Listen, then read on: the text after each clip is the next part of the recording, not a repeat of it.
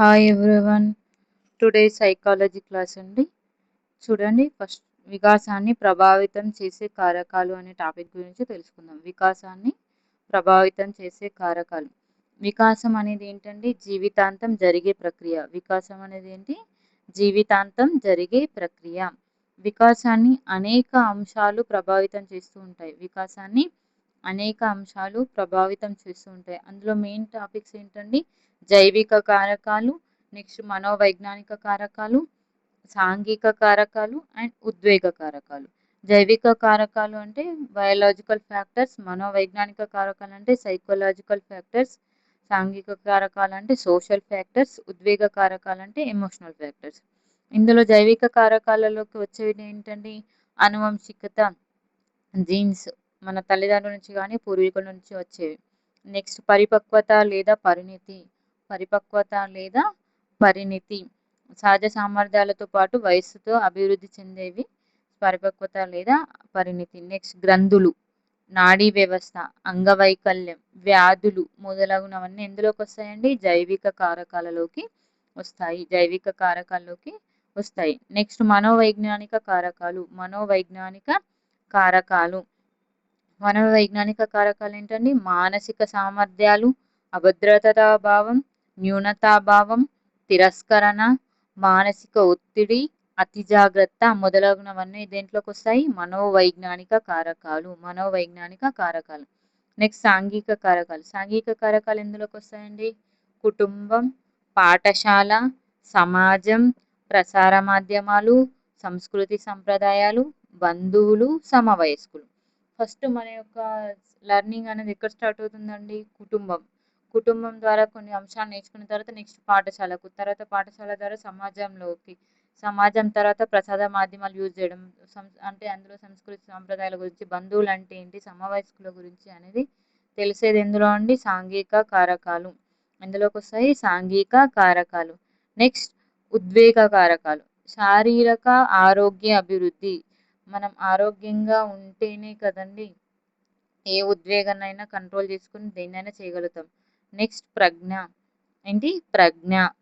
Next కుటుంబ సంబంధాలు. కుటుంబ సంబంధాలు బాగుంటేనే ఉద్వేగాలను కంట్రోల్లో పెట్టగలుగుతాం. అలాగే పాఠశాల వాతావరణం కానీ, ఉపాధ్యాయుల ప్రవర్తన కానీ బాగుంటేనే స్కూల్కి ఇష్టపూర్వకంగా వెళ్ళగలుగుతాం. అలాగే నెక్స్ట్ సామాజిక అభివృద్ధి కానీ, తోటి విద్యార్థులతో కలయిక కానీ, చుట్టుప్రక్కల వాళ్ళతో పరిస్థితులు కానీ, ఇవన్నీ ఎందులోకి వస్తాయి?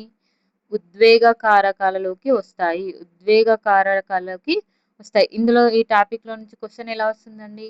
కుటుంబ సంబంధాలు బాలేక విద్యార్థి అనేది తన తను తట్టుకోలేక సూసైడ్ చేసుకున్నారు. అలాంటివి వస్తాయి చూడండి. అతను ఉద్వేగాలను కంట్రోల్ చేసుకోలేకపోయాడు వాళ్ళ ఫ్యామిలీ ప్రాబ్లమ్స్ వల్ల. అవన్నీ ఎందులోకి వస్తుంది? ఏ కారకంలో వల్ల అంటే ఉద్వేగ కారకం అని. నెక్స్ట్ గ్రంథులలో ప్రాబ్లమ్స్ వల్ల ఈ ప్రాబ్లం వచ్చింది అని చెప్పడానికి ఏంటండి? జైవిక కారకం. ఏంటి? జైవిక కారకం. వీటన్నిటిలోకెల్లా వ్యక్తి వికాసాన్ని ప్రభావితం చేసే కారకాలు ముఖ్యమైనవి ఏంటి? అనువంశికత, హెరిడిటీ. అనువంశికత, హెరిడిటీ. నెక్స్ట్ పరిసరాలు. నెక్స్ట్ ఏంటి? పరిసరాలు, ఎన్విరాన్మెంట్. ఏంటి? ఎన్విరాన్మెంట్. అనువంశికత, పరిసరాలు అనేవి వికాసంలో ముఖ్యమైన పాత్రను పోషిస్తాయి. వికాసాన్ని ప్రభావితం చేసే కారకాల గురించి చెప్పుకుంటున్నాం కదండి. అందులో ఇంపార్టెంట్ రెండు అని చెప్పాను కదా, అనువంశికత ఒకటి, నెక్స్ట్ పరిసరాలు. ఫస్ట్ అనువంశికత గురించి తెలుసుకుందామండి. అనువంశికత అంటే ఏంటి? వ్యక్తి సహజంగా తన పూర్వీకుల నుండి వారసత్వంగా లక్షణాలు పొందడమే అనువంశికత. వ్యక్తి సహజంగా తన పూర్వీకుల నుండి వారసత్వంగా లక్షణాలు పొందడాన్ని మనం ఏమని అంటున్నాము? అనువంశికత అని పిలవడం జరుగుతుంది. అంటే మన తల్లిదండ్రుల నుంచి కానీ, తాతల నుంచి కానీ మనకు ఏదో ఒక అంశాలలో సిమిలారిటీ అనేది ఉంటుందండి. అవేంటి చూడండి? లక్షణాలు అంటే ఏమొస్తాయి? తల్లిదండ్రుల నుంచి కానీ, పూర్వీకుల నుంచి కానీ ఎత్తు రావడం, బరువు రావడం, శారీరక దారుఢ్యం, సేమ్ టు సేమ్ ఉన్నారని అంటారు కదా అలా. నెక్స్ట్ జుట్టు కానీ, కళ్ళు కానీ, చర్మం కానీ, రంగు కానీ, ప్రజ్ఞ కానీ, సామర్థ్యాలు, సహజతలు మొదలైనవన్నీ వారి పిల్లలకు రావడం. అంటే ఏంటండి? ఒక పేరెంట్ ఒక కళ్ళు వస్తుంటాయి పిల్లలకి, లేదంటే ఏమంటారు వాళ్ళ యొక్క టాలెంట్ వస్తుంటుంది. సేమ్ అలాగే ఫేస్ టు ఫేస్ లావు గాని అలా ఉండడం అనేది జరుగుతూ ఉంటుంది. వీటిని ఏమంటారు? అనువంశికత లక్షణాలు. ఈ అనువంశిక లక్షణాలకు ఒక గొప్ప నిర్వచనం ఇచ్చిన వాళ్ళెవరు అంటే Douglas and Holland. Douglas and Holland.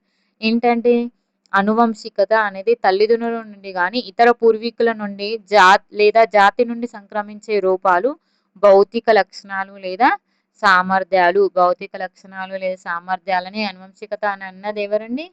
Douglas and Holland. అనువంశికత గురించి నిర్వచనం అని రాగానే ఫస్ట్ ఏది పెట్టాలి? డగ్లస్ అండ్ హాలండ్ ఇచ్చిన వారు గొప్ప నిర్వచనం అదొకటి కాబట్టి. నెక్స్ట్ ఈ అనువంశికత అనేది ఎప్పుడు నిర్ణయం అయిపోతుంది? ఫలదీకరణం సమయంలోనే అనువంశికత ఏమేమి వస్తున్నాయి అనేది అప్పుడే నిర్ణయం అనేది అయిపోతుంది. ఈ అనువంశికత లక్షణాలు ఎవరెవరి నుంచి ఎంత లభిస్తాయి అనేది చూద్దాం. ఆ శిశువుకి లభించే లక్షణం అనువంశికత లక్షణాలు. ఫస్ట్ తల్లిదండ్రుల నుంచి 1/2 వంతు. తల్లిదండ్రుల నుంచి ఎంత వస్తుంది? 1/2 వంతు. మనకు వచ్చే అనువంశికత లక్షణాలు సగం పేరెంట్స్ నుంచే వస్తుంది. సగం పేరెంట్స్ నుంచే వస్తుంది. నెక్స్ట్ తాత అమ్మమ్మల నుండి. తాత అమ్మమ్మ నానమ్మల నుండి. తాత అమ్మమ్మ లేదా నానమ్మల నుండి ఎంత వస్తుంది? 1/4 వంతు. 1/4 వంతు ఎవరి నుంచి వస్తుంది? తాత అమ్మమ్మ లేదా నానమ్మల నుండి వస్తుంది. నెక్స్ట్ ముత్తాత లేదా ముత్తవ్వల నుండి. ముత్తాత లేదా ముత్తవ్వల నుండి ఎంత వస్తుంది? 1/8 వంతు. 1/8 వంతు. అంతకంటే ముందు తరాల నుంచి ఎంత వస్తుంది? 1/12 వంతు. 1/12 వంతు సంక్రమిస్తాయి. అలాగే జాతుల నుంచి 1/32 వంతు రావడము అనేది జరుగుతుంది. తల్లిదండ్రుల నుంచి 1/2 దాన్ని రెట్టింపు చేసుకుంటే ఏమవుతుంది? 1/4 తాతల నుంచి వస్తుంది. దాన్ని రెట్టింపు చేసుకుంటే ముత్తాతల నుంచి వస్తుంది. ఇలా గుర్తు పెట్టుకొని నేర్చుకోండి. ఓకేనా? ఈ అనువంశికత గురించి నేర్చుకుంటున్నాం కదా. అందులో అనువంశికత విధానం అది ఎట్లా వస్తుంది అనేది తెలుసుకుందాం. ఏంటంటే పురుషుని నుండి వచ్చే శుక్రకణం స్త్రీ నుండి వచ్చే అండంతో ఫలదీకరణం చెంది ఫలితంగా ఏం ఏర్పడుతుంది? సంయుక్త బీజం జైగోట్ అనే సూక్ష్మకణం రూపొందుతుంది. జైగోట్ అనే సూక్ష్మకణం చిన్న కణం రూపొందుతుంది. ఎవరి నుంచి? పురుషుని నుండి శుక్రకణం, స్త్రీ నుంచి అండంతో ఫలదీకరణం చెంది ఫలితంగా సంయుక్త బీజం జైగోట్ అనే సూక్ష్మకణం రూపొందుతుంది. మనిషి యొక్క జీవితానికి ప్రారంభ కణం అని దేన్ని అంటారు? సంయుక్త బీజాన్ని అంటారు. దాన్ని ఏమంటాము? జైగోట్. ఈ కణంలో ఉండే గోళాకార నిర్మాణాన్ని ఏమంటారు? కేంద్రకం. కణంలో ఉండే గోళాకార నిర్మాణాన్ని ఏమంటారు? కేంద్రకం. ఈ కేంద్రకంలో దారపు పోగుల వంటి నిర్మాణాలు ఉంటాయి. దారపు పోగుల వంటి నిర్మాణాలు ఉంటాయి. వాటిని ఏమంటారు? క్రోమోజోమ్స్. ఏమంటారు? క్రోమోజోమ్స్. ఈ క్రోమోజోమ్స్ మీద ఉండే సన్నని పూసల వంటి నిర్మాణాలను ఏమంటారు? జన్యువులు. జన్యువులు. దానికి ఈ పిక్చర్ చూస్తే అర్థమైపోతుందండి. ఇది కణం లోపల రౌండ్ గా ఉంది కేంద్రకం. అందులో పూసల వంటి నిర్మాణాలు క్రోమోజోమ్స్. అందులో డాట్స్ సన్నని పూసల వంటివి జన్యువులు. దారపోగుల వంటి క్రోమోజోమ్స్. అర్థమైందా? ఇక్కడ ఉన్నాయి కదా. నెక్స్ట్ ఈ జన్యువులలో ఉండే అనువంశికత పదార్థం. జన్యువులలో ఉండే అనువంశికత పదార్థం ఏంటండి? DNA. DNA. DNA full form ఏంటి? Deoxyribonucleic acid. Deoxyribonucleic acid. ఈ డిఎన్ఏ ద్వారానే కదండి బాబు పేరెంట్స్ ఎవరు అనేది క్లారిఫై చేస్తారు. ఎక్కడన్నా ఏదైనా ఇష్యూ ఎదురైనప్పుడు ఫస్ట్ ఈ బాబు యొక్క పేరెంట్స్ ఎవరు అనేది చెక్ చేసేది దేని ద్వారా? డిఎన్ఏ ద్వారానే చెక్ చేస్తారు. ఈ జన్యువుల నిర్మాణం అనేది డిఎన్ఏ ఆర్ఎన్ఏల వలన నిర్ణయించబడును. డిఎన్ఏ ఆర్ఎన్ఏల వలన నిర్ణయించబడును. వారసత్వ సంక్రమణకు మూల కారకం డిఎన్ఏ అయితే తల్లిదండ్రుల నుంచి లక్షణాల పిల్లలకు చేరవేయడంలో ఏం సహాయపడుతుంది? డిఎన్ఏకి ఆర్ఎన్ఏ సహాయపడుతుంది. ఏం సహాయపడుతుంది? ఆర్ఎన్ఏ సహాయపడుతుంది. ఇప్పుడు చూడండి మానవుడిలో మొత్తం ఎన్ని క్రోమోజోమ్స్ ఉంటాయి? 23 జతల క్రోమోజోమ్స్ ఉంటాయి. ఎన్ని? 23 అంటే 46 క్రోమోజోమ్స్ ఉంటాయి. ఎన్ని ఉంటాయి? 46 క్రోమోజోమ్స్. ఈ 23 జతల క్రోమోజోమ్స్లలో 22 జతలు శారీరక క్రోమోజోమ్స్ లేక ఆటోజోమ్స్. శారీరక క్రోమోజోమ్స్ లేక ఆటోజోమ్స్ అని అంటారు. అందులో ఇంకొక జత మిగిలింది కదా, ఆ ఒక్క జతని ఏమంటారు? లైంగిక క్రోమోజోమ్స్ లేక అల్లోజోమ్స్ అంటారు. అల్లోజోమ్స్. లైంగిక అల్లోజోమ్స్ అని అంటారు. ఈ అల్లోజోమ్స్ అనేది మగవారిలో ఎలా ఉంటుంది ఒక జత, ఈ జత మగవారిలో XY రూపంలో ఉంటే ఆడవారిలో ఎలా ఉంటుంది XX రూపంలో ఉంటుంది. ఆడవారిలో సేమ్ ఉంటుంది, మగవారిలో వచ్చేసరికి XY అనే రూపంలో ఉండడం జరుగుతుంది. నెక్స్ట్ పురుషుని శుక్రకణాలన్నింటిలో 22 జతల క్రోమోజోమ్లు 22 జతల క్రోమోజోమ్లు ఏంటండి శారీరక క్రోమోజోమ్స్. 22 జతల క్రోమోజోమ్స్ అండి శారీరక. 23వ క్రోమోజోమ్ ఏంటండి లైంగిక క్రోమోజోమ్. లైంగిక క్రోమోజోమ్. ఇందులో ఈ లైంగిక క్రోమోజోమ్ అనేది ఏ రూపంలో ఉంటుంది XY రూపంలో ఉంటుంది. XY రూపంలో ఉంటుంది. ఎక్స్ క్రోమోజోమ్ ఎలా ఉంటుంది పొడవుగా ఉంటే Y క్రోమోజోమ్ అనేది పొట్టిగా ఉంటుంది. ఇది ఎవరి గురించి పురుషుని గురించి. పురుషుని శుక్రకణాలన్నింటిలో ఉండే అంశం అండి. నెక్స్ట్ స్త్రీ. నెక్స్ట్ ఏంటండి స్త్రీ. స్త్రీ నుంచి వచ్చే అండంలో 23 క్రోమోజోమ్లు ఉంటే అందులో ఏంటి 22 శారీరక, 23వది ఏంటండి లైంగిక క్రోమోజోమ్. లైంగిక క్రోమోజోమ్. దీనిలో అన్ని ఒకే రకంగా ఉంటాయి. XY రూపంలో ఉంటే మగవారు, XX రూపంలో ఉంటే స్త్రీ. XX రూపంలో ఉంటే స్త్రీ. ఓకేనా. నెక్స్ట్ సంపర్కంలో మిలియన్ల కొద్ది శుక్రకణాలు అండం వైపు చొచ్చుకొని మిలియన్ల కొద్ది వచ్చినా అందులో ఒకే శుక్రకణం అండంతో కలుస్తుంది. ఒకే శుక్రకణం అనేది దేంతో కలుస్తుంది అండంతో కలుస్తుంది. దీనినే మనం ఏమని పిలుస్తున్నాం ఫలదీకరణం. ఫలదీకరణం. ఎన్ని శుక్రకణాలు చొచ్చుకొని వచ్చినా ఒకే శుక్రకణం మాత్రమే అండంతో కలవడం అనేది జరుగుతుంది. దానిని మనం ఏమంటున్నాం ఫలదీకరణం అని పిలవడం జరుగుతుంది. ఈ ఫలదీకరణం ఎలా జరుగుతుందో చూడండి. పురుషుడి యొక్క ముష్కం నుండి ఏం విడుదలవుతుంది శుక్రకణం. శుక్రకణం నుండి XY జత. శుక్రకణంలో ఏముంటుంది XY జత. స్త్రీ నుండి ఏమో అండం విడుదలవుతుంది. స్త్రీ నుండి ఏం విడుదలవుతుంది అండం. స్త్రీ బీజకోశం నుండి అండం అనేది విడుదలవుతుంది. అదే రూపంలో ఉంటుంది XX రూపంలో. పురుషుల్లో అయితే XY రూపం, స్త్రీలో అయితే XX రూపంలో ఉంటుంది. పురుషుని నుండి X అనేది విడుదల అవుతే ఏమవుతుంది స్త్రీలో X ఉంటుంది కాబట్టి XX అంటే స్త్రీ గర్ల్ అనేది పుట్టడం జరుగుతుంది. అదే పురుషుని నుంచి Y అనేది విడుదల అవుతే ఏమవుతుందండి ఇక్కడ వచ్చేసరికి X ఉంటుంది కాబట్టి XY అంటే పురుషుడు బాయ్ అని పుట్టడం జరుగుతుంది. నెక్స్ట్ ఫలదీకరణం వల్ల 2 కణాల కలయికతో సంయుక్త బీజం ఏర్పడుతుంది. ఈ 2 కణాల కలయికతో ఏం ఏర్పడుతుంది ఒక సంయుక్త బీజం అనేది ఏర్పడుతుంది. సంయుక్త బీజం అనేది సమవిభజన చెంది మానవ శిశువుగా జన్మిస్తుంది. సంయుక్త బీజం సమవిభజన చెంది మానవ శిశువుగా జన్మిస్తుంది. ఎన్ని రోజుల తర్వాత అండి 9 నెలలు అంటే 270 days తర్వాత మానవ శిశువుగా జన్మించడం జరుగుతుంది. శిశువు లింగంతో సహా అన్ని శారీరక లక్షణాలు అనేవి యాదృచ్ఛికంగానే సంభవిస్తాయి. శిశువు లింగం జెండర్ ఏది అనేది కాకుండా మిగిలిన శారీరక లక్షణాలన్నీ యాదృచ్ఛికంగానే రావడం జరుగుతుంది. లింగ నిర్ధారణ అనేది ఎవరి మీద ఆధారపడుతుంది పురుషుని మీద ఆధారపడుతుంది. లింగ నిర్ధారణ అనేది ఎవరి మీద ఆధారపడుతుంది పురుషుని మీద ఆధారపడుతుంది. పురుషుని మీద ఆధారపడుతుంది. ఈ ఫలదీకరణాన్ని ఏమని అంటున్నాం మనము గర్భధారణ. ఫలదీకరణాన్ని ఏమని పిలుస్తారు గర్భధారణ అని పిలవడం జరుగుతుంది. ఈ ఫలదీకరణం చెందిన సమయంలోనే వ్యక్తి జననాంతర జీవితాన్ని ప్రభావితం చేసే 4 ముఖ్య అంశాలు ఉంటాయి. జననాంతర పుట్టిన తర్వాత ప్రభావితం చేసేవి ఏంటి అనువంశికత, వారసత్వం. పేరెంట్స్ నుంచి ఏవే లక్షణాలు వచ్చినాయని తెలిసిపోద్ది ముందే ఉంటుంది. ఫలదీకరణ సమయంలోనే వ్యక్తి జననాంతరం జరిగే జీవితం గురించి అందులోనే డిసైడ్ అయిపోతుంది. లింగం జెండర్ అనేది అందులోనే తెలిసిపోతుంది. ఒక గర్భంలో శిశువుల సంఖ్య ఇంతమంది శిశువులు ఉన్నారు అనేది కూడా అందులోనే తెలిసిపోతుంది. నెక్స్ట్ తోబుట్టువులలో శిశువు క్రమ సంఖ్య. ఆల్రెడీ ఒక పర్సన్ ఉంటే ఆ పేరెంట్స్కి ఈయన సెకండ్ పర్సన్ అవుతారు, లేదు అంటే ఫస్ట్ పర్సన్ అవుతారు. ఇది అనేది ఎప్పుడు అవుతుంది ఫలదీకరణ సమయంలోనే తెలవడం జరుగుతుంది.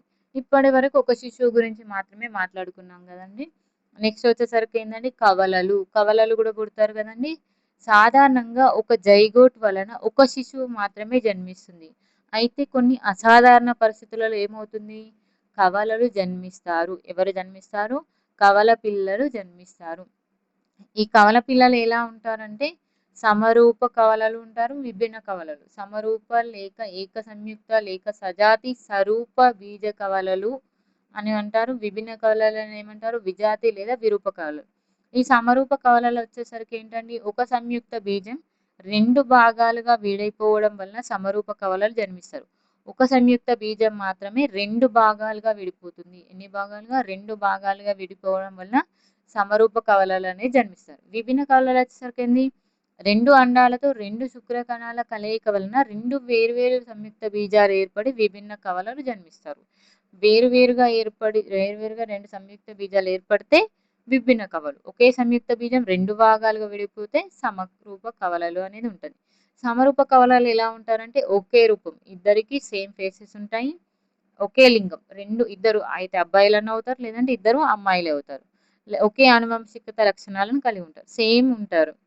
అదే చూస్తూ ఉంటాం కదా కవల సమరూప కవలలు ఫేస్ టు ఫేస్ ఇలా ఈజీగా ఐడెంటిఫై చేస్తాము. ఇక్కడ విభిన్న కళలు వచ్చేసరికి ఒకే లింగం ఉండవచ్చు, ఉండకపోవచ్చు. అంటే ఇద్దరన్నా ఉండొచ్చు, లేదంటే ఏమవుతుంది, ఒకరు అబ్బాయి అయినా అవుతుండొచ్చు, ఒకరు అమ్మాయి అయినా పుడుతుండొచ్చు. కొంతమందికి ఒకే రూపం ఒకే అనువంశికతను కలిగి ఉండరు. ఒకే రూపం ఒకే అనువంశికత లక్షణాలు అనేవి కలిగి ఉండరు. తక్కువ శాతం మాత్రమే కలిగి ఉంటారు. ఇక్కడ చూడండి ఉదాహరణ, ఇద్దరు అబ్బాయిలైనా పుడతారు, ఇద్దరు అమ్మాయిలు పుడితే ఏంటి, సమరూప కవలలు అంటారు. ఒక అబ్బాయి లేదా ఒక అమ్మాయి పుడతారు, ఇద్దరు అబ్బాయిలు పుడతారు, కానీ సేమ్ రూపం రాదు, లక్షణాలు సేమ్ ఉండవు, ఇట్లా డిఫరెన్స్గా అనేది ఉంటాయి. నెక్స్ట్ అవిభక్త కవలలు. వీళ్ళని ఏమంటారు? సయామి కవలలు అంటారు. వీణావాణి గురించి వినే ఉంటారు కదండి. ఇద్దరు ఒక్కటే దగ్గర తలకాయలు అనేవి సేమ్ గా పుట్టాయి చూడండి, అతుక్కొని ఈ తల అనేది అతుక్కొని పుట్టడం జరుగుతుంది. వీరిని ఏమంటారు? అవిభక్త కవలలు అని అంటారు.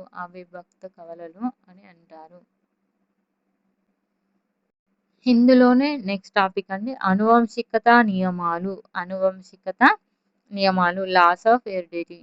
దీన్ని చెప్పింది ఎవరు అంటే ఆస్ట్రియన్ మత గురువు జన్యుశాస్త్ర పితామహుడైన గ్రెగర్ మెండల్. ఎవరు? ఆస్ట్రియన్ మత గురువు జన్యుశాస్త్ర పితామహుడైన గ్రెగర్ మెండల్. బ్రన్ నగరంలో తన ఇంటి పెరటి తోటలో తీపి బఠానీ మొక్కల మీద అనేక ప్రయోగాలు చేసి, వీటి మీద మొక్కల మీద చేశాడు? బఠానీ మొక్కల మీద అనేక ప్రయోగాలు జరిపి 3 అనువంశికత నియమాలను ప్రతిపాదించారు. ఎవరండి? Gregor Mendel. ఏ శాస్త్ర పితామహుడు? జన్యుశాస్త్రం పితామహుడు. ఏ దేశస్థుడు? ఆస్ట్రియన్ దేశస్థుడు. ఎన్ని అనువంశికత నియమాలను ప్రతిపాదించాడు? 3 అనువంశికత నియమాలను ప్రతిపాదించాడు. అనువంశికతకు సంబంధించి ఈయన రచించిన గ్రంథం ఏంది? Proceedings of the natural history society of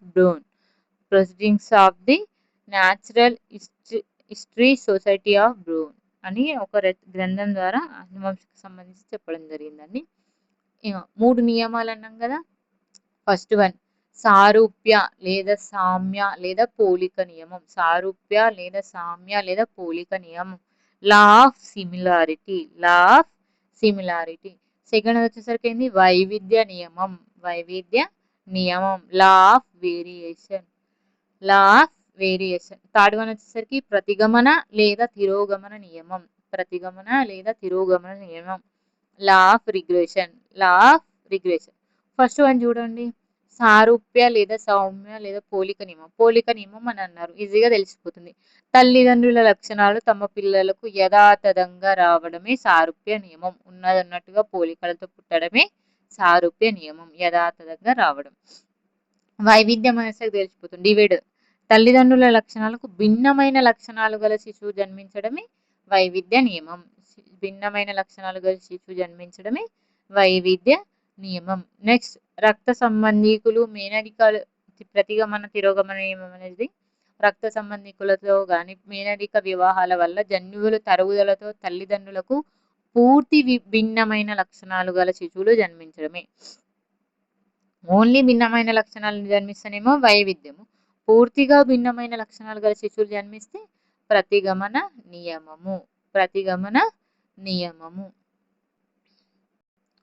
ఇప్పుడు చూడండి ఫస్ట్ వన్ సామ్య అంటే పోలిక నియమం, సెకండ్‌ది వైవిధ్య నియమం, తర్వాత ప్రతిగమన నియమం అండి. పోలిక నియమంలో తెలివిగల పోలికలతో పుడతారన్నారు కదా! తెలివిగల తల్లిదండ్రులకు జన్మించిన పిల్లలందరూ తెలివిగల వారు కావడం. తెలివిగల పేరెంట్స్‌కి పుట్టిన వాళ్ళందరూ తెలివిగల వారు కావడము పోలిక నియమం, సారూప్య నియమము. అదే తెలివిగల తల్లిదండ్రులకు జన్మించిన పిల్లలలో కొంతమంది తెలివైన వారు అయితే, కొంతమంది తెలివి తక్కువ వారు కావడం అనేది వైవిధ్య నియమం. మూడోది ప్రతిగమన నియమం వచ్చేసరికి తెలివిగల తల్లిదండ్రులకు జన్మించిన పిల్లలందరూ తెలివి తక్కువ వారు కావడం ప్రతిగమన నియమం. ఉదాహరణ చూడండి పోలిక నియమం, సారూప్య నియమానికి మనిషికి మనిషే జన్మించడం, అందమైన వారికి అందమైన పిల్లలే పుట్టడం, పులి కడుపున పులే పుట్టడం, ఆవు చేసే ఆవు చేలో మేస్తే దూడ గట్టున మేస్తుందా అనేది దేనిని పోలుస్తుంది? పోలిక నియమం లేదా సారూప్య నియమాన్ని సూచిస్తుంది. నెక్స్ట్ అందమైన వారికి అందమైన వారితో పాటు అందవిహీనులు పుట్టడం. అందమైన వారికి అందమైన వారితో పాటు అందవిహీనులు పుట్టడం. అందవిహీనులతో పాటు అందమైన వారు పుట్టడం అనేది ఇచ్చినా కూడా దేన్ని చూపిస్తుంది? వైవిధ్య నియమాన్ని చూపిస్తుంది. అలాగే సౌమ్యులు మంచివారు ఉంటారు. వాళ్ళకి కోపిష్ఠులు పుడతారు. సౌమ్యులు కూడా పుట్టడం అనేది జరుగుతుంది. ఇదేంది చూస్తుంది? వైవిధ్య నియమాన్ని సూచిస్తుంది. నెక్స్ట్ ప్రతిగమనం వచ్చేసరికి ఆరోగ్యంగా, అందంగా ఉన్న తల్లిదండ్రులకు అంగవైకల్యం గల శిశువులు జన్మించారు. మొత్తం ఫుల్ డిఫరెంట్. అందంగా ఉంటారు, ఆరోగ్యంగా ఉంటారు. కానీ పిల్లలొచ్చేసరికి ఎలా ఉంటారు? అంగవైకల్యంగా ఉంటారు. పొడవైన తల్లిదండ్రులు పుట్టిన పిల్లలందరూ ఎలా ఉంటారు? పొట్టిగా ఉండడం. మొత్తం పొట్టిగా ఉంటే దాన్నేమంటాం? ప్రతిగమనీయం. పొడవైన వాళ్ళకి పొడవైన వాళ్ళు పుడితే పోలిక. పొడవైన వాళ్ళకి ఒకళ్ళు పొట్టిగా, ఒకళ్ళు పొడవుగా పుడితే వైవిధ్యం. పొడవైన తల్లిదండ్రులకు పుట్టిన పిల్లలందరూ పొట్టిగా ఉంటే అది ప్రతిగమన నియమాన్ని సూచిస్తుంది. ఒక్కొక్క నియమాన్ని ఒక్కొక్క సామెతనే సమర్థిస్తుంది చూడండి. పోలిక నియమాన్ని చూడండి. దొంగ కడుపున దొర పుడతాడా? దొంగ కడుపున ఎవరు పుడతారండి? దొంగనే కదా! దొరెందుకు పుడతాడు? అందుకని. అంటే దొంగ కడుపున దొర పుడతాడా అనే సామెత ఏ నియమాన్ని పోలుస్తుంది? పోలిక లేదా సారూప్య నియమాన్ని పోలుస్తుంది. నెక్స్ట్ ఊరంతా ఒక దారి ఉలిపిరి కట్టేది మరొక దారి. ఊరంతా ఒక దారి ఉలిపిరి కట్టేది మరొక దారి అనే సామెత నియమాన్ని ఏదైనా సూచిస్తుంది? వైవిధ్య నియమం సూచిస్తుంది. లాస్ట్ పండిత పుత్ర పరమశుంఠ. పండిత పుత్ర పరమశుంఠ అనే సామెత ఏ నియమాన్ని సమర్థిస్తుంది? ప్రతిగమన నియమం. పండిత పుత్రుడు పరమశుంఠుడు అంటే ఫుల్ డిఫరెంట్. ఇది ఏ నియమాన్ని సూచిస్తుంది? ప్రతిగమన నియమాన్ని సూచిస్తుంది. నెక్స్ట్ పోలికలు. పోలిక నియమం వచ్చేసరికి తల్లిదండ్రుల నుండి అవే జన్యువులు వారి పిల్లలకు సంక్రమించడం ద్వారా తల్లిదండ్రుల లక్షణాలను కలిగి ఉండడం వలన సారూప్యం ఏర్పడును. తల్లిదండ్రుల జన్యువుల ద్వారా వాళ్ళ పిల్లలకు అదే వస్తుంది. వాటిని ఏమంటారు? సారూప్యం అంటారు. ఒకే తల్లిదండ్రులకు జన్మించిన పిల్లలలో ప్రత్యేకమైన జన్యువుల కలయిక వలన ఈ వైవిధ్యం ఏర్పడును. ఏంది? ఒకే తల్లిదండ్రులలో జన్మించిన పిల్లలలో ప్రత్యేకమైన జన్యువుల వలన వైవిధ్యం అనేది ఏర్పడుతుంది. నెక్స్ట్ జన్యువుల కలయికలలో ప్రబల లక్షణాలు పరంపర తరతరానికి తగ్గిపోవడం వలన ఈ వైవిధ్యం ఏర్పడుతుంది. తరతరాలుగా తగ్గిపోవడం వలన ప్రతిగమన నియమం అనేది జరుగుతుంది.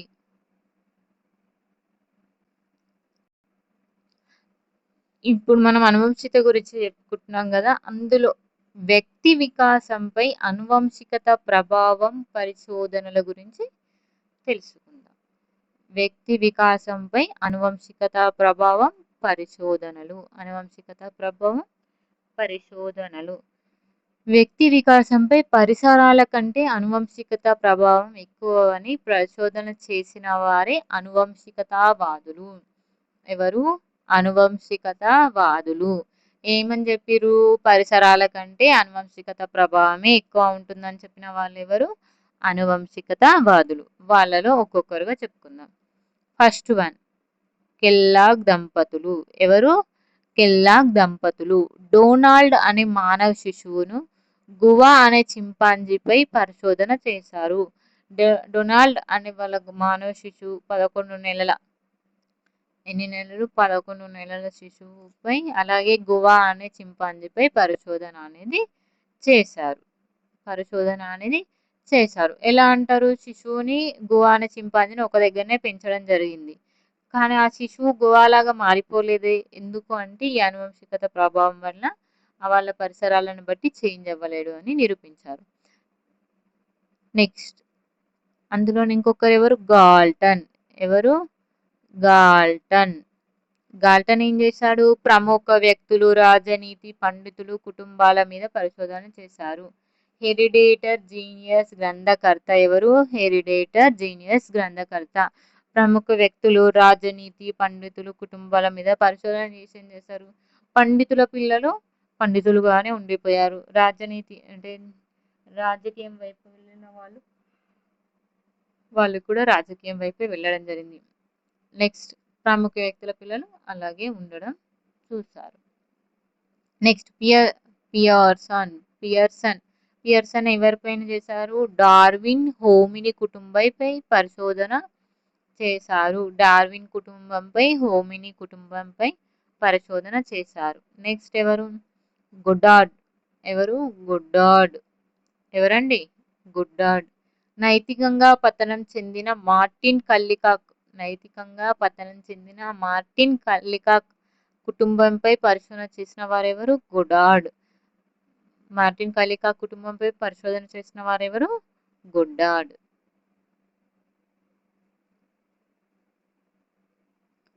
Next Dugdale.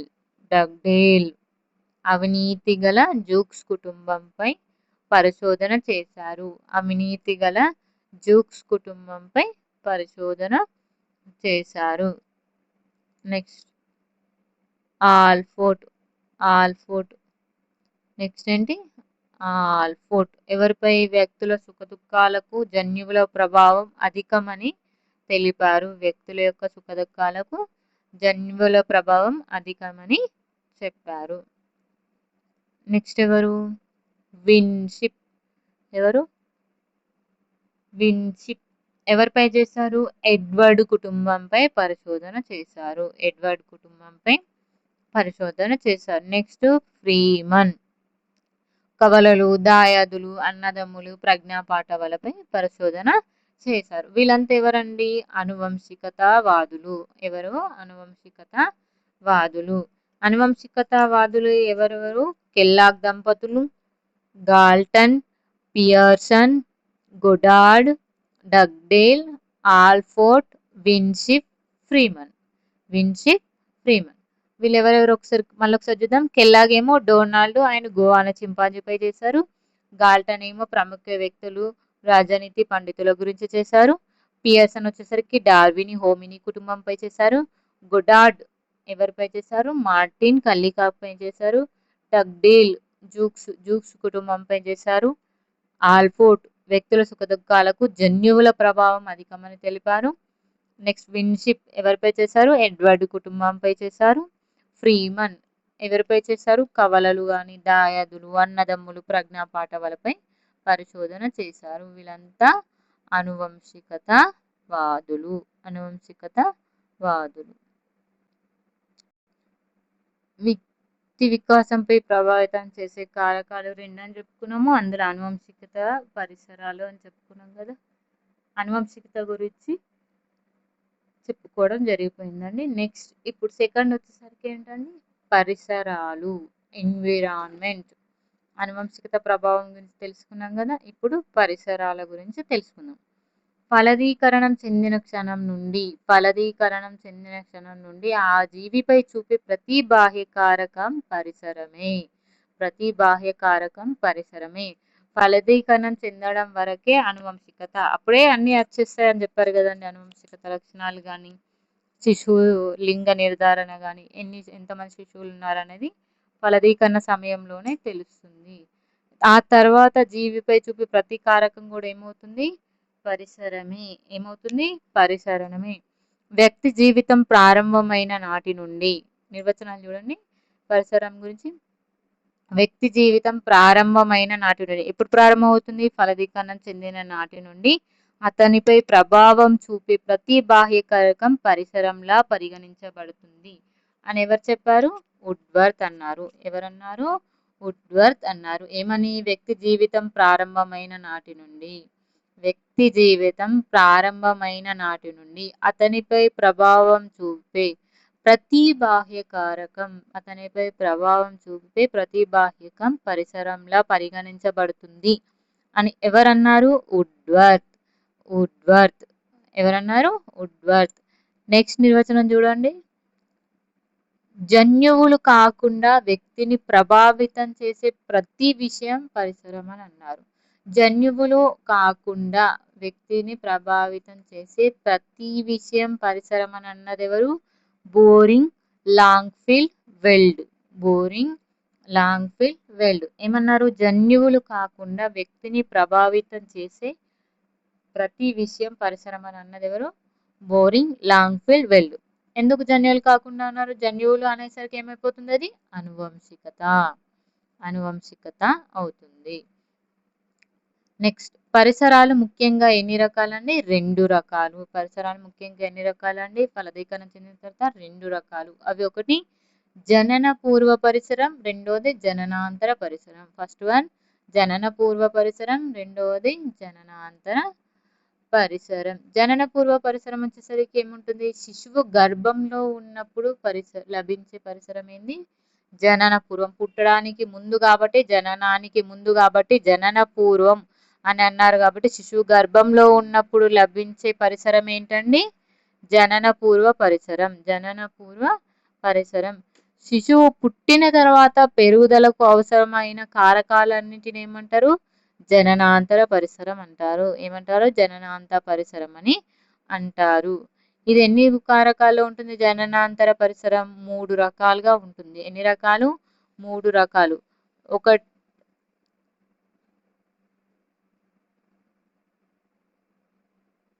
ఫస్ట్ వన్ ఎన్ని రకాలు ఉంటుంది? 3 రకాలు. భౌతిక పరిసరాలు, జైవిక పరిసరాలు, సామాజిక పరిసరాలు. భౌతిక పరిసరాలు వచ్చేసరికి ఏమేమి ఉంటాయి?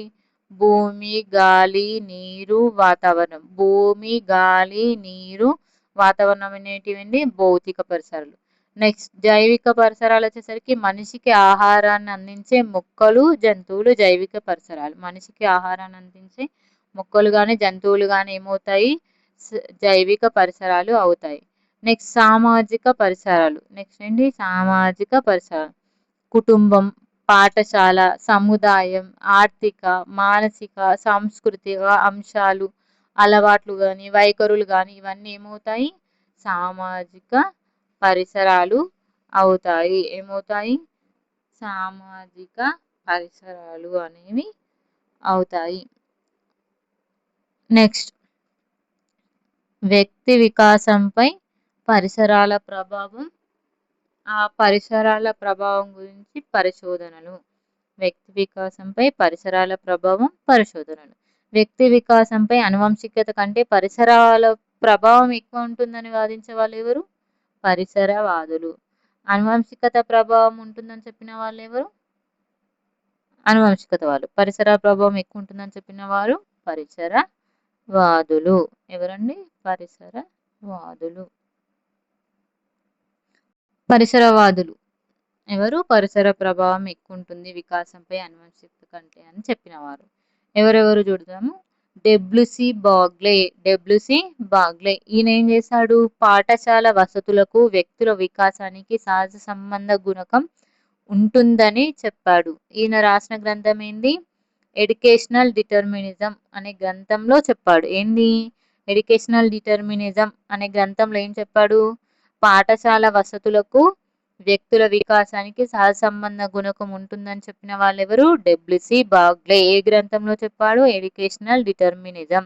ఇందులో చెప్పారు ఎడ్యుకేషనల్ డిటర్మినిజం అనే గ్రంథంలో తెలిపారు. నెక్స్ట్ పరిసరవాది ఎవరు? గోర్డాన్. ఎవరు? గోర్డాన్. పడవ నడిపే పిల్లల పైన, జిప్సీ పిల్లల పైన పరిశోధన చేశారు. గోర్డాన్ ఎవరిపైన పరిశోధన చేశారు? పడవ నడిపే పిల్లల పైన, జిప్సీ పిల్లల పైన పరిశోధన అని చేయడం జరిగింది. నెక్స్ట్ ఇంకొక పరిసరవాది ఎవరు? Newman Freeman Holzinger. Newman Freeman Holzinger. వీళ్ళు ఎవరిపై పరిశోధన చేశారు? Mildred and Ruth. Mildred Ruth అనే సమరూప కవలలు ఇంకా 19 జతల కవలలపై పరిశోధన చేసిన వారెవరు? Newman Freeman Holzinger. Newman Freeman Holzinger. ఎవరిపైన చేశారు? మిల్డ్రెడ్ రూత్ అనే సమరూప కవలలపైన పరిశోధన చేశారు. నెక్స్ట్ పరిసరవాది ఎవరు? స్కోడక్. ఎవరు? స్కోడక్. ఈయన ఎవరిపైన పరిశోధన చేశారు? పెంపుడు శిశువులు అసలు తల్లులపై పరిశోధన చేశారు.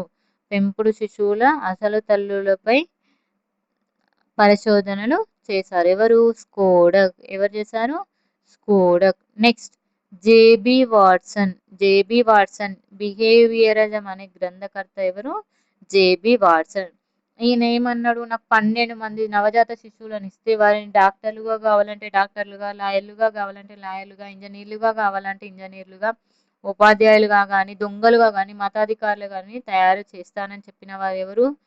JB Watson. ఏ గ్రంథకర్త? బిహేవియరిజం అనే గ్రంథకర్త. ఈయన ఎంతమంది పిల్లల్ని ఇవ్వమన్నాడు? దగ్గర దగ్గర 12 మంది నవజాత శిశువులను ఇస్తే ఏ విధంగా కావాలంటే ఆ విధంగా తయారు చేస్తానని చెప్పిన వారెవరు? JB Watson. JB Watson. Next వీళ్ళంతా ఎవరండి? పరిసరవాదులు. ఎవరెవరు? WC Bagley, Gordon, Newman, Freeman, Holzinger, Skodak, JB Watson. WC Bagley ఏమన్నాడు? ఆయన గ్రంథం అయిన ఎడ్యుకేషనల్ డిటర్మినిజంలో పాఠశాల వసతులకు వ్యక్తుల వికాసానికి సంబంధం ఉందని చెప్పారు. గోర్డన్ వచ్చేసరికి పడవ నడిపి పిల్లలపైన, జిప్సీ పిల్లలపైన పరిశోధన చేశారు. న్యూమన్, ఫ్రీమన్ వాళ్ళు ఏం చేశారు? మిల్డ్రెడ్ రూత్ అనే సమరూప కవలపై చేస్తే, స్కోడకేమో పెంపుడు శిశువులు మరియు అసలు తల్లులపై పరిశోధన చేశారు. నెక్స్ట్ జేబి వాట్సన్ నాకు 12 మంది పిల్లల్ని ఇస్తే మీకు ఎలా కావాలంటే అలా తయారు చేస్తానని చెప్పారు.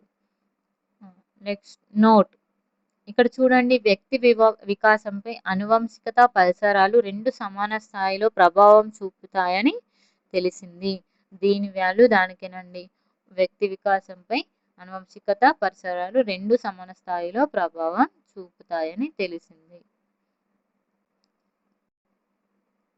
అంటే ఏంటండి? అనువంశికత పరిసరాలు ఏంటి? నాణానికి బొమ్మ, బొరుసు లాంటివి. అనువంశికత పరిసరాలు అనేవి ఏంటండి? నాణానికి బొమ్మ, బొరుసు లాంటివి. దీని ఒకవైపు బొమ్మ అయితే ఇంకోవైపు బొరుసు అని అర్థం. నెక్స్ట్ నోట్ ఏంటి? అనువంశికత ప్లస్ పరిసరం అయితే ఏమైతుంది? అనువంశికత పరిసరం కలిస్తే వ్యక్తి యొక్క మూర్తిమత్వం అనేది జరుగుతుంది. అనువంశికత ఇంటూ పరిసరం, అనువంశికత ఇంటూ పరిసరం కలిస్తే ఏమవుతుంది? వికాసం అనేది ఏర్పడుతుంది. అనువంశికత పరిసరాలు రెండు పరస్పర ఆధారములు, అవిభాజ్యములు. ఆధారములు మరియు అవిభాజ్యములు. ఇందులో ఏంటి? వ్యక్తిలో అనువంశికత ప్రముఖ స్థానం ఆక్రమించు అంశాలు. అనువంశికత ద్వారా వచ్చే అంశాలు ఏంటి? శారీరక లేదా భౌతిక వికాసం. శారీరక లేదా భౌతిక వికాసం. సెకండ్ వచ్చేసరికి మానసిక లేదా ప్రజ్ఞా వికాసం.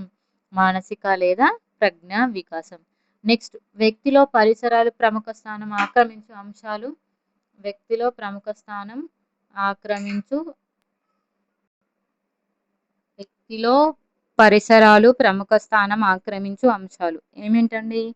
1 ఉద్వేగ వికాసం, 2 సాంఘిక వికాసం, 3 నైతిక వికాసం, 4 భాషా వికాసం, 5 మూర్తిమత్వ వికాసం. ఏమేంటివి? ఉద్వేగ వికాసం, సాంఘిక వికాసం, నైతిక వికాసం, భాషా వికాసం, మూర్తిమత్వ వికాసం అనేవి పరిసరాల ద్వారా రావడం అనేది జరుగుతుంది. ఇప్పుడు ఈ రెండింటిలో ముందుగా అనువంశికత ప్రభావం ఎక్కువగా చూపుతుంది అనేది చెప్పడం జరిగింది. అంటే శారీరకంగా అయిన తర్వాతనే కదండి ఉద్వేగం కానీ, సాంఘికం కానీ, నైతికం కానీ, భాష వికాసం అనేది వస్తాయి. ఓకేనా? ఇప్పుడు ఇంతటితో వికాసాన్ని ప్రభావితం చేసే కారకాల గురించి చెప్పుకోవడం జరిగింది. నెక్స్ట్ క్లాస్లో మిగతా అంశాలు తెలుసుకుందాం. ఓకేనా? Thank you.